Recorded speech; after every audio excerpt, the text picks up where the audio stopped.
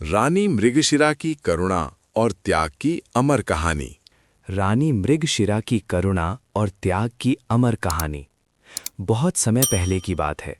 हिमालय की तलहटी में बसा एक समृद्ध और शांत राज्य था, मृगदेश। इस राज्य की रानी थी मृगशिरा। वे केवल रूप और वैभव के लिए नहीं, बल्कि अपने कोमल हृदय और करुणा त्याग के लिए पूरे राज्य में प्रसिद्ध थीं। कहा जाता था कि रानी का दिल उतना ही विशाल था जितना उनका राज्य। रानी मृगशिरा का बचपन ही कठिनाइयों में बीता था। उन्होंने अपने जीवन में दुख, अभाव और पीड़ा को बहुत पास से देखा था।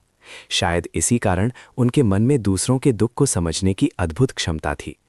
जब वे रानी बनी तो उन्होंने प्रण लिया कि उनके राज्य में कोई भी व्यक्ति भूखा, बेसहारा या उपेक्षित नहीं रहेगा। करुणा की मिसाल। एक दिन राज्य में भयंकर अकाल पड़ा। खेत सूख गए, अन्न के भंडार खाली होने लगे और जनता भयभीत हो उठी। मंत्रीगण ने रानी से कहा, महारानी, हमें राजकोष बचाना होगा। यदि अनाज बांटा गया तो संकट बढ़ जाएगा। पर रानी मृगशिरा ने दृढ़ स्वर में उत्तर दिया, राजकोष जनता के लिए है, जनता राजकोष के लिए नहीं। उन्होंने आदेश दिया कि राजमहल के सभी भंडार जनता में बांट दिए जाएं। रानी स्वयं साधारण वस्त्र पहनकर पीड़ितों के बीच जाती, बच्चों को अपने हाथों से भोजन कराती और बुजुर्गों का हाल पूछती। उनके चेहरे पर राजसी घमंड नहीं, बल्कि माँ जैसी ममता झलकती थी। त्याग की चरम सीमा। अकाल के बीच एक दिन राज्य में महामारी फैल गई।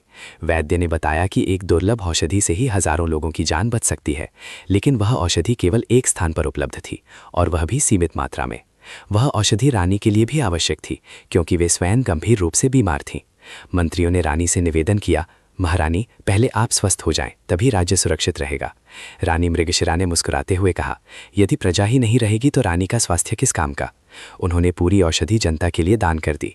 स्वयं उन्होंने साधारण जड़ी बूटियों से उपचार कराया। उनकी तबीयत बिगड़ती चली गई, पर राज्य की जनता धीरे धीरे स्वस्थ होने लगी। अमर बलिदान। कुछ समय बाद रानी मृगशिरा ने संसार से विदा ले ली। पूरे राज्य में शोक छा गया। हर घर में दीपक जलाए गए, आंखों में आंसू थे और दिलों में एक ही नाम, मृगशिरा। राजा ने घोषणा की कि रानी की स्मृति में एक विशाल धर्मशाला और अन्नालय बनाया जाएगा, जहां कोई भी भूखा नहीं रहेगा। जनता ने रानी को देवी समान मान लिया, क्योंकि उन्होंने अपने जीवन से ये सिद्ध कर दिया था कि सच्चा शासक वही है जो अपने लिए नहीं, दूसरों के लिए जीता है। कहानी की सीख। ये कहानी हमें सिखाती है कि करुणा से बड़ा कोई आभूषण नहीं और त्याग से बड़ा कोई धर्म नहीं। जो दूसरों के दुख में अपना सुख त्याग कर देता है, वही सच्चे अर्थों में अमर होता है। अगर आपको कहानी अच्छी लगे तो लाइक करें, कमेंट करें, शेयर करें और बेल आइकन दबाकर सब्सक्राइब करना ना भूलें।